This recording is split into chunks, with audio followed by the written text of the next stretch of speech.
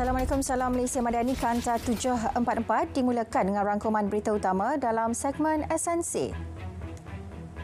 Cadangan meningkatkan kadar dasar semalaman OPR hanya akan bebankan rakyat. Perdana Menteri berkata kerajaan sedang mencari langkah terbaik memperkukuh nilai ringgit. Usaha turut diperkasa bagi mengimbangi kesan kejatuhan nilai ringgit pada masa sama mengurangkan beban rakyat. Kejatuhan nilai mata wang turut dialami Jepun dan China serta semua negara ASEAN kecuali Singapura. Kementerian Pertanian dan Keterjaminan Makanan KPKM serta Majlis Tindakan Sara Hidup Negara NAKOL diberi tempoh sehingga 20 Mac untuk memuktamad isu harga padi dan beras. Menurut Perdana Menteri, penetapan harga barangan asas itu memerlukan sedikit masa untuk dimuktamad bagi mengimbangi keperluan pengguna dan pesawah supaya kedua-dua kumpulan tidak terbeban. Bagi mengurangkan beban rakyat sementara menunggu harga barang seperti beras dimuktamadkan, Perdana Menteri mengarahkan Kementerian Perdagangan Dalam Negeri dan Kos Sara Hidup meningkatkan jualan rahmah serta jualan agro madani. Beliau juga berterima kasih kepada jentera kerajaan serta peniaga terlibat yang menjayakan program tersebut. Perdana Menteri menyatakan prestasi baik ditunjukkan penjawat awam beri keyakinan kepada beliau untuk segerakan kajian sistem saraan perkhidmatan awam SSPA sebelum dimuktamadkan. Meskipun negara ada kekangan kewangan dan masalah ekonomi, Perdana Menteri berkata kerajaan perlu cari solusi kerana sudah lebih 10 tahun sistem saraan tersebut tidak melalui perubahan.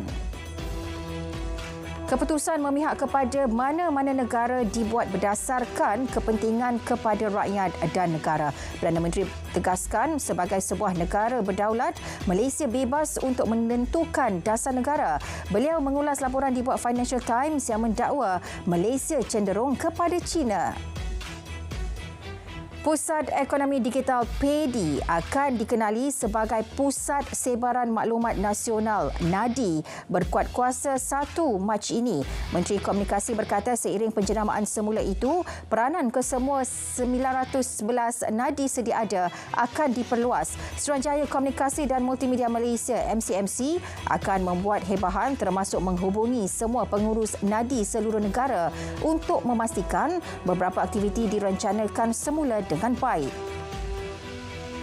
Pelumba bintang muda berbasikal trek wanita negara Nurul Izzah Izzati Muhammad Asri mencipta sensasi muncul juara Kirin edisi 2024 di kejohanan berbasikal trek Asia ACC di New Delhi, India, sekaligus menamatkan kemarau 12 tahun tanpa emas acara Kirin wanita. Jagoh badminton para negara Chia Lik Ho pula rangkul gelaran dunia buat kali ke-8 di kejohanan badminton para dunia di Pattaya, Thailand. Tan Sri Muhyiddin Yassin hanya akan dipanggil SPRM jika ada keperluan untuk bantu siasatan penganugerahan kontrak bekal dan urus kenderaan kerajaan kepada Sepangkor. Ketua Pesuruhjaya SPRM berkata beliau hanya membuat kenyataan umum dan tidak pernah mengaitkan bekas Perdana Menteri itu dalam kes terbabit. Mengenai menantu Tan Sri Muhyiddin, Datuk Seri Muhammad Adlan Berhan pula, SPRM akan buat semakan notis merah terhadap beliau. Terdahulu, Ketua Pesuruhjaya SPRM mengesahkan siasatan pertuduhan pecah amanah jenayah membabitkan Datuk Seri Muhammad Adlan sudah selesai. Bagaimanapun, beliau belum dapat dikesan. Orang ramai dinasihatkan agar tidak menyertai Perhimpunan Tuntut Reformasi 100% yang dianjurkan oleh Gabungan Pilihan Raya Bersih dan Adil Bersih. Ini kerana ia tidak mematuhi Akta Perhimpunan Aman 2012. Ketua Polis Kuala Lumpur berkata, setakat ini pihak polis tidak menerima sebarang pemberitahuan perhimpunan di bawah Seksyen 9-1 Akta Perhimpunan Aman 2012 daripada mana-mana pihak. Tindakan tegas akan diambil terhadap mana-mana pihak yang menyalahi undang-undang. Kes penipuan phone scam seorang suri rumah di Taiping, Perak rugi lebih RM181,000 selepas diperdaya sindiket. Menurut Ketua Polis Negeri, kes bermula setelah mangsa terima panggilan telefon sebelum disambung ke talian lain. Mangsa didakwa terlibat aktiviti pengubahan wang haram sebelum diminta pindahkan wang ke akaun bank diberi suspek. Akibat takut, mangsa telah melakukan 20 transaksi pindahan wang ke 4 akaun bank. Sedar ditipu, mangsa buat laporan polis. Dua bot dan 23 nelayan warga Vietnam berusia antara 19 hingga 63 tahun ditahan kerana menceroboh perairan negara. Pengarah Maritim Kelantan berkata kesemuanya ditahan pagi Khamis lalu di Tok Bali. Antara rampasan 1,000 kilogram hasil laut, peralatan menangkap ikan dan diesel dengan nilai keseluruhan barangan dirampas dianggar hampir 3 juta ringgit. Kempen ke arah bebas asap rokok di Pantai Tumpuan Pelancong, Teluk Batik kini sedang giat dijalankan oleh pihak berkuasa tempatan. Esko Perak berkata kempen itu bertujuan memberikan pendidikan awam terlebih dahulu berbanding mengambil tindakan kompaun. Menurutnya, buat masa ini juga tiada larangan penggunaan rokok elektronik di kawasan berkenaan. Kota Lukut berpotensi menjadi produk pelancongan yang bernilai di Negeri Sembilan sekiranya beberapa penambahbaikan dilaksanakan. Ketua Pengarah Jabatan Muzium berkata, potensi kota bersejarah itu perlu dibangunkan secara maksimum bagi menarik kunjungan pelancong. Menurutnya, peruntukan dan kerjasama daripada kerajaan negeri dan persekutuan diperlukan dalam menjayakan usaha berkenaan.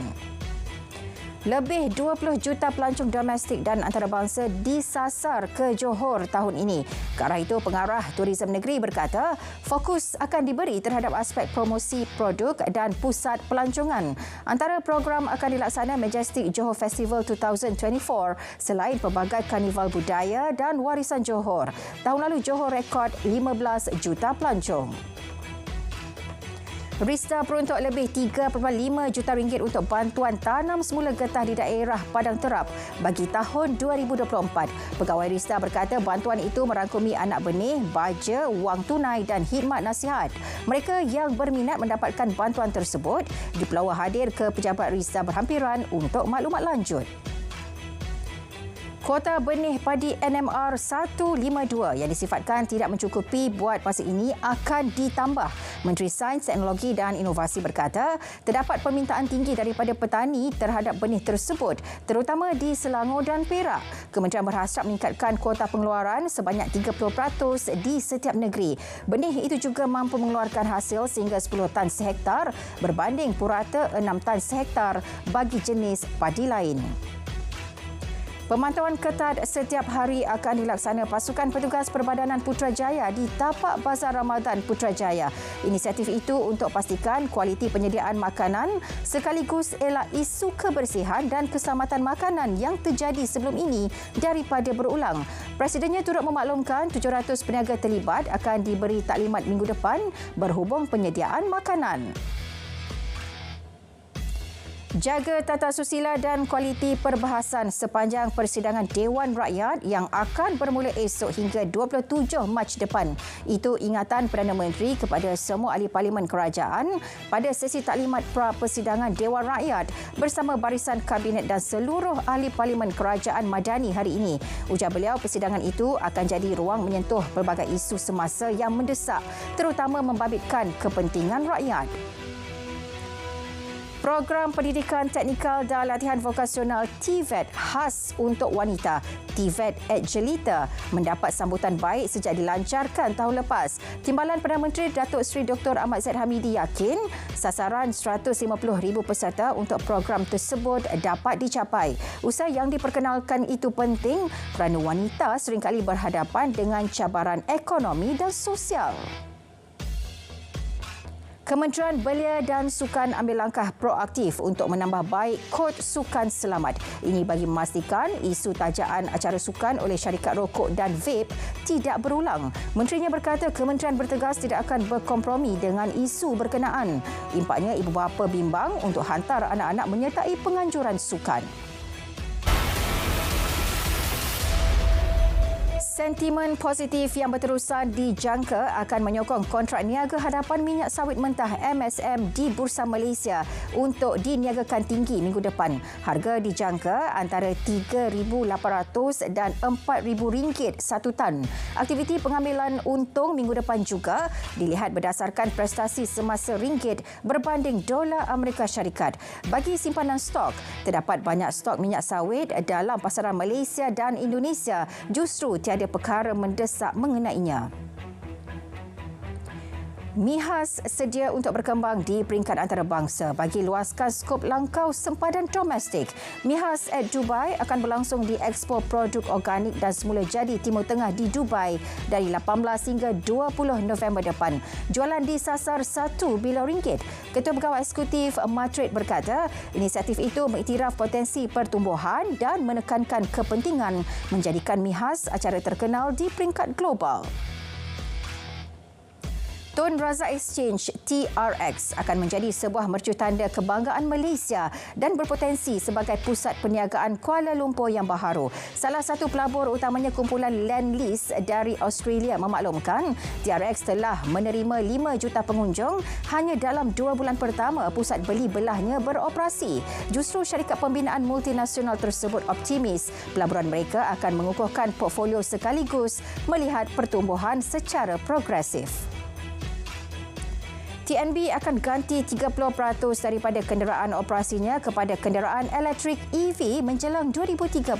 Presidennya berkata langkah strategik ini selari dengan aspirasi Malaysia neutral karbon menjelang 2050. TNB mempercepat peralihan kepada EV dengan menggunakan 98 unit baharu, merangkumi 78 truk pikap elektrik dan 20 tan elektrik.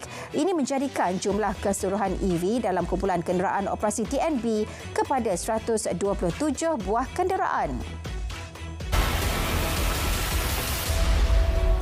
Ratusan penunjuk perasaan berarak di Manila sempena memperingati kebangkitan rakyat yang menggulingkan bekas Presiden Ferdinand Marcos. Selain mereka berikrar menghalang anaknya Marcos Jr. melakukan perkara sama. Marcos Jr. memenangi pilihan raya pada 2022 namun tindakannya untuk mengubah perlembagaan 1987 bagi menambah tempoh penggalnya menerima kecaman.